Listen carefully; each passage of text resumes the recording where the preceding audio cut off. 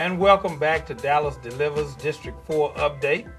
Young people rely heavily on the opinions and actions and experiences of their peers. And when you see folks out wanting to be a police officer, Francisco, Yes. and joining me is Francisco Martinez, as well as Kerayshon and Khalil, are all back. But when you see folks out, they kind of set the tone of what you want to be and would like to try to be in life. You said off camera that you wanted to be a policeman. That's pretty exciting. How do you feel about it? Well, at first I thought I didn't know what to choose, but since people started getting hurt and everything around our country, so I just decided to be a policeman. That's wonderful.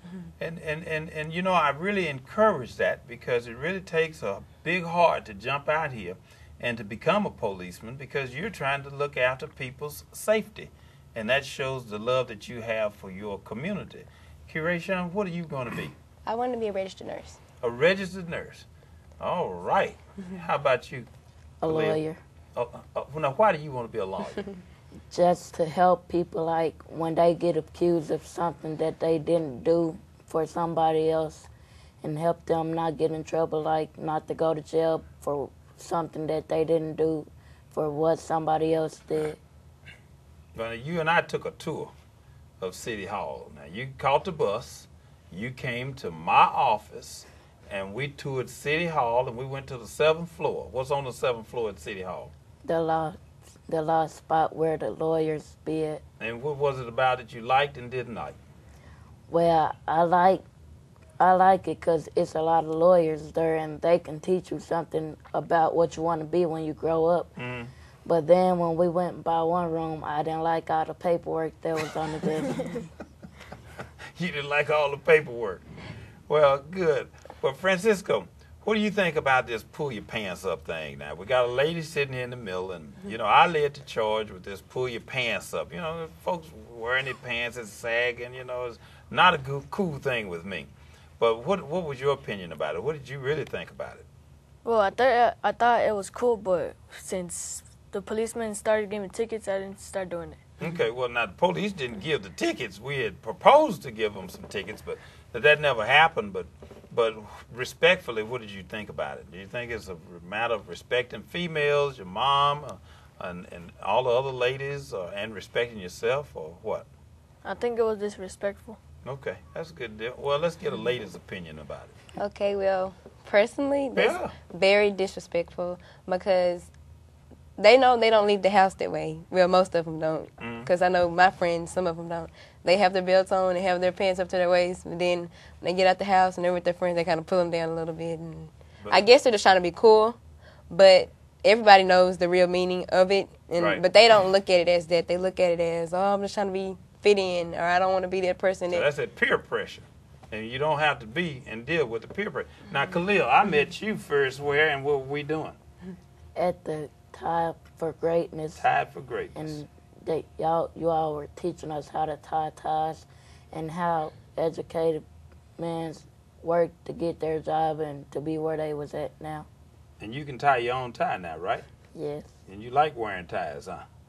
All right. Well, now you took a trip to Washington, D.C. You came and addressed the city council. You know all the members and the mayor and everybody else. What's your feeling about that? Good. Well, I tell you, I'm so very proud of you guys because, one, you all have to be out there. But let's touch on something real quick. How about guns? Now, since you, Francisco, you're talking about law enforcement. What are our feelings about guns here, and guns in teenagers' hands and the things that are going on currently in our neighborhoods and schools? Well, I think it's a bad thing to own a gun because what if your child goes inside and finds it, and you don't know if it's on safety, but what if the safety don't work and then you shoot somebody else? Okay. What do you think, Kerayshon? Usually that's what happens. Somebody finds a gun, or I know a lot of people that play with guns, or I'm just going, and then it slips or something else happens. And just the other day, a student brought a gun to our school, so we were in lockdown. So it's not good. Okay, so what do you think, Khalil? Well, I think guns, it's a deadly weapon, and it can hurt anybody. Even if you just shoot it up in the air, it'll still hurt somebody when it comes back down. And I think shouldn't nobody really have to have a gun unless they living in a bad neighborhood where it's a lot of burglary and killing it. And like at the stores, when people get robbed at the stores, I think like the store clerk or the person who owns the store should have a gun, like, or be able to call someone to help them get out the store or make sure that they don't get killed or something. Well, do we have any idea how these folks get a hold of these guns? And what can we do? What can I do as a deputy mayor to try to help get these guns off the street with you all's assistance? What do I need to do? Well, sometimes, like, people turn guns into pawn shops to get money. Like, we drove by this one pawn shop one day, and they had guns and jewelry, different kinds of stuff for sale. And then, like, they probably go to the pawn shop to buy the gun, like, at a low price instead of going to buy it from another shop for a higher price. And then they probably go and buy the bullets, and then they just shoot it. You give me the old, I got a roadmap now. You can probably, like, stop the pawn shops from selling the guns.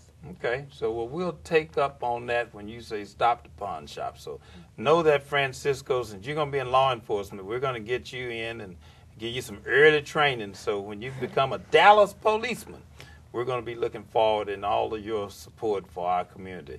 Kerayshon, you're going to make it, I'll tell you. I'm looking forward for your invitation, your graduation. Listen, I'll be back with some final thoughts when Dallas Delivers District 4 Update continues here on City Channel 16.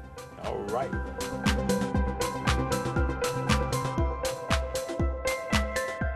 Thank you for joining me today. And remember, we've heard from the kids. On Saturdays, once a month at Dallas City Hall, I do host a teen summit for all kids. For more information, you can contact me through my email, dwaine.caraway@dallascityhall.com, or you can call me at 214-670-0781. I'm Deputy Mayor Pro Tem Dwaine Caraway, and I'll see you next time on Dallas Delivers District 4 Update.